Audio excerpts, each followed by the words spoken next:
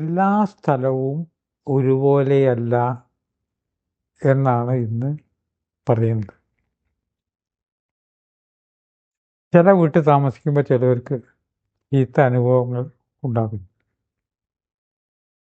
ഇപ്പോൾ ഇന്നലെ തന്നെ ഒരു ഗൃഹനാഥൻ പറഞ്ഞു, വീട് ഏതായാലും ഞാൻ മാറുകയാണ്, ഇരിക്കപ്പുറത്തില്ല അവിടെ താമസിക്കാൻ. ഇതിനു മുമ്പ് അവിടെ താമസിച്ചവരൊക്കെ പെട്ടെന്ന് വീട് വിട്ട് പോയിട്ടുണ്ട്. ഈ വ്യക്തി കുറേ കാര്യങ്ങൾ പറഞ്ഞപ്പോൾ സാധാരണഗതിയിൽ നമ്മൾ വിചാരിക്കുക, താമസിക്കുന്ന വീട് അതും ഇതുമായിട്ട് എന്താ ബന്ധം? ആരൂഢം. അവിടെ ഇരുന്നു കൊണ്ടാണ് നാം ഒരു കാര്യം നിശ്ചയിച്ചത്. നമ്മളുടെ ആനന്ദമയ കോശത്തിലാണ് പ്രവചനം. പ്രവചനം എന്ന് പറഞ്ഞാൽ ജ്യോത്സ്യൻ്റെ പ്രവചനം മാത്രമല്ല പ്രവചനം. നമ്മുടെ മനസ്സ് പ്രവചിക്കുന്നു, ഇപ്പം അങ്ങോട്ട് പോവാം. നടന്നു പോകുമ്പോൾ കാല് വെക്കുമ്പോൾ വരെ കാലങ്ങോട്ട് വെക്കാമെന്നൊരു പ്രവചനം വരുന്നുണ്ട്. ആ പ്രവചനം തെറ്റിയോണ്ടാണ് വഴിക്ക് പോണത്. പ്രവചനം എന്നുള്ള പദം കേൾക്കുമ്പോൾ അപ്പം നമ്മൾ ഇപ്പം ബൈക്ക് എടുത്ത് പോകാം എന്ന് പറഞ്ഞ് എഴുതിയിട്ടില്ലേ, അവിടെ ഒരു പ്രവചനം നടന്നിട്ടുണ്ട്. നാളെ പരീക്ഷ എഴുതുമ്പോൾ ഇങ്ങനെ ചെയ്യാം, താമസിക്കുന്ന സ്ഥലവുമായിട്ട് ബന്ധമുണ്ട്. രോഗത്തിന് ബന്ധം ഉണ്ട്, അവിടെ ഇരുന്നും കൊണ്ടാണ്. അങ്ങനെ വരുമ്പോൾ എല്ലാ സ്ഥലവും ഒരുപോലെ അല്ലാന്ന് മാത്രമല്ല, വീടും ദേവാലയവും നിർമ്മിക്കുമ്പോൾ ശ്രദ്ധിച്ചിരുന്ന കുറേ കാര്യങ്ങൾ ഉണ്ട്. പരമാവധി ഇതിനെക്കുറിച്ച് പഠിക്കാൻ ഭാരതം മുഴുവൻ ഞാൻ നടന്ന് പഠിച്ചിട്ടുണ്ട്. വാസ്തു ഒരു വിഷയമാണ്. ഇതിനെ കമ്മേഴ്ഷ്യലായിട്ട് പ്രതിഫലം വാങ്ങിയിട്ട് നമ്മൾ ചെയ്യുന്നില്ല എന്ന് മാത്രമേ ഉള്ളൂ. ഈ വാസ്തു എന്ന് പറഞ്ഞാൽ ചില വീട്ടിൽ താമസിക്കാൻ കൊള്ളില്ലാത്ത അനുഭവങ്ങൾ ഉണ്ട്. എന്താണ് എല്ലാ സ്ഥലവും ഒരുപോലെ അല്ലാതെ പറയാൻ കാരണം? വലിയ ദേവാലയം പണിയുമ്പോൾ ഏക്കറ കണക്കിന് സ്ഥലം തരിശായ സ്ഥലങ്ങൾ ഉണ്ടാകും. തരിശാൽ സസ്യശ്യാമളൊക്കെ ആയിരിക്കും കേട്ടോ. തരിശെന്ന് ഞാൻ പറഞ്ഞു മാത്രമേ ഉള്ളൂ, വേറെ കെട്ടിടമില്ലാത്തതിനുള്ള അർത്ഥത്തിൽ പറഞ്ഞത്. ആടുകളെ മേയാൻ വിടും. ആടുകൾ ഇങ്ങനെ പുല്ലൊക്കെ തിന്ന് ഒടുവിൽ ഒരു പ്രത്യേക സ്ഥലത്ത് വിശ്രമിക്കും. അവിടെ വിശ്രമിക്കാൻ എന്താ കാരണം? പിറ്റേ ദിവസം മേയാൻ വിടും. ആടുകൾ എവിടെ വിശ്രമിച്ചോ അവിടുത്തെ സൗകര്യങ്ങൾ ഇല്ലാതാക്കും. പക്ഷെ ആടുകൾ വന്നിട്ട് അവിടെ തന്നെ വിശ്രമിക്കും. അതിനെ പ്ലസന്റ് വൈബ്രേഷൻ ഉള്ള സ്ഥലം, സമ്യക് തരംഗങ്ങളുള്ള സ്ഥലം.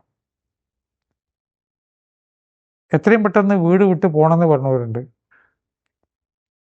ചിലർ ഞാൻ ഈ വീട് വിട്ട് പോവില്ല എന്ന് പറഞ്ഞവരുണ്ട്. ഭർത്താവ് മരിച്ച് താമസം മാറ്റുന്നവരുണ്ട്. ഇവിടെ ഭർത്താവിനോടൊത്ത് ജീവിച്ച സ്ഥലമാണ്, ആ തരംഗങ്ങൾ ഇവിടെ ഉണ്ട്. അദ്ദേഹത്തിൻ്റെ തപസ് ഇവിടെ ഉണ്ട്, ഈ വീട്ടിൽ ഞാൻ എവിടെയും പോവില്ല. ചില ആളുകൾ മരിച്ചാൽ അവരുടെ മുറി അതേമാതിരി കീപ്പ് ചെയ്യുന്നവരുണ്ട്. കസേരയൊക്കെ തുടച്ച് വെച്ചിട്ട് അവരിരുന്ന കസേരയുടെ അതേമാതിരി, ഒരു മാറ്റമില്ലാതെ. ഈ സമ്യക് തരംഗങ്ങൾ ഉള്ള സ്ഥലത്തിനെ തേടി പിടിക്കാനാണ് അവിടെ മാർക്ക് ചെയ്യും.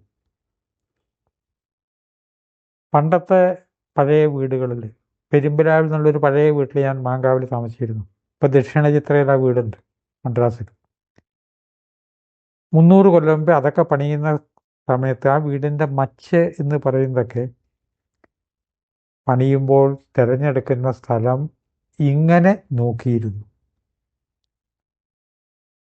അതുകൊണ്ടാണ് അതിൻ്റെ റീസൺ എന്തുകൊണ്ടാണ് ഈ സമ്യക്തരംഗങ്ങൾ എന്ന് പറഞ്ഞ് എങ്ങനെയാണ് ഇതിൻ്റെ റീസൺ, പഞ്ചഭൂതങ്ങൾ 5 രീതിയിൽ എങ്ങനെയാണ് സ്വാധീനിക്കുന്നത്, വളരെ വലിയ വിഷയം വേറെ ദിവസം പറയാം. ഇത് വളരെ കുറച്ചൊരു കാര്യമേ പറയുള്ളൂ. ഭൂമി തത്വത്തിലുണ്ടാകുന്ന വൈബ്രേഷൻ, ജലതത്വം, അഗ്നിതത്വം, വായുതത്വം, ആകാശതത്വത്തിലെ വൈബ്രേഷൻ്റെ വ്യത്യാസങ്ങൾ. യഥാർത്ഥത്തിൽ നെഗറ്റീവ് പോസിറ്റീവ് ഒന്നുമില്ല, നമുക്ക് ഇത് നെഗറ്റീവായി വരുന്നു എന്നേ ഉള്ളൂ. പണ്ട് കാലത്ത് പലരും പല കഥകളും പറയുന്നതിലൊക്കെ ഇത് വരുന്നുണ്ട്. രാമായണത്തിൽ ഇതിനെപ്പറ്റിയുള്ള പരാമർശങ്ങൾ ഉണ്ട്. അതിലേ പോണ്ട, ഇതിലേ പോകാം. ഒരു ഗ്രാമത്തിൽ ചെന്നപ്പോൾ, കേരളത്തിലൊരു ഗ്രാമത്തിൽ ചെന്നപ്പോൾ അവിടെ ഉള്ളവർ ഒരു കഥ പറഞ്ഞു. അവിടെ ഉള്ളവരല്ല പറഞ്ഞത്, എൻ്റെ കൂടെ വന്നവരാ പറഞ്ഞത്. ശ്രീരാമനും ലക്ഷ്മണനും കൂടിയിട്ട് വനവാസത്തിൽ സീതാന്വേഷണത്തിനായിട്ട് പോവുകയാണ്. ഇതൊക്കെ കഥകളാണ്. അപ്പോൾ ഏട്ടനോടുള്ള ഭക്തി കൊണ്ടാണ് അനിയൻ പോകുന്നത്. ഏട്ടന് എന്ത് സൗകര്യം ഉണ്ടാക്കി കൊടുക്കാമെന്നാണ്. അപ്പോൾ ഒരു പുഴ അടക്കണം. അപ്പോൾ ഏട്ടൻ ഇവിടെ നിന്നോളൂ, എത്ര ആഴമുണ്ടെന്ന് ഞാൻ നോക്കി വരാം. രാമൻ അവിടെ നിന്നു. ലക്ഷ്മണൻ പുഴ കടക്കാൻ ശ്രമിക്കുകയാണ്. എങ്ങനെയുണ്ട്, വല്ലാതെ ആഴമുണ്ടോ, ഞാൻ വരണോ എന്ന് ചോദിച്ചു രാമൻ. ലക്ഷ്മണൻ ക്രുദ്ധനായിട്ട് വളരെ ദേഷ്യത്തിലൂടെ തിരിഞ്ഞു. ഇതുവരെയുള്ള ലക്ഷ്മണനല്ല, വെറുതെ ദേഷ്യപ്പെടുക. മനുഷ്യനെ മെനക്കെടുത്താൻ നിൽക്കണോ? വേണമെങ്കിൽ കൂടെ വന്നുകൂടെ? ഇതാദ്യം ഞാനൊന്ന് വന്നിട്ട് സ്ഥലം നോക്കുക, പിന്നെ രണ്ടാമത് വരിക, ഒപ്പം അങ്ങോട്ട് വന്നുകൂടെ? രാമൻ അവിടെ നിൽക്കാൻ പറഞ്ഞു. ഗ്രാമത്തിൻ്റെ പേര് പറയണില്ല. ഗ്രാമീണർക്ക് മോശമല്ലേ അവിടെ താമസിക്കുന്നവർക്ക്? ഇങ്ങോട്ട് വാങ്ങണം. മടങ്ങിച്ചെന്നു. നമുക്കേ ഈ വഴിക്ക് പോവാം, അതിലെ പോണ്ട. ആ സ്ഥലത്ത് ഇപ്പോഴും ഏട്ടാനിയന്മാർ തമ്മിൽ മുഴുവൻ കലഹം, കുടുംബക്കാർ തമ്മിൽ മുഴുവൻ കലഹം, പോലീസ് സ്റ്റേഷനിൽ ഇഷ്ടം പോലെ കേസ്. ചില പ്രത്യേക സസ്യങ്ങൾ അതവിടെ വളരുന്നില്ല. എന്തുകൊണ്ടാണ് സംഭവിക്കുന്നത്? അവിടുത്തെ തരംഗങ്ങൾ അങ്ങനെ ആണ്.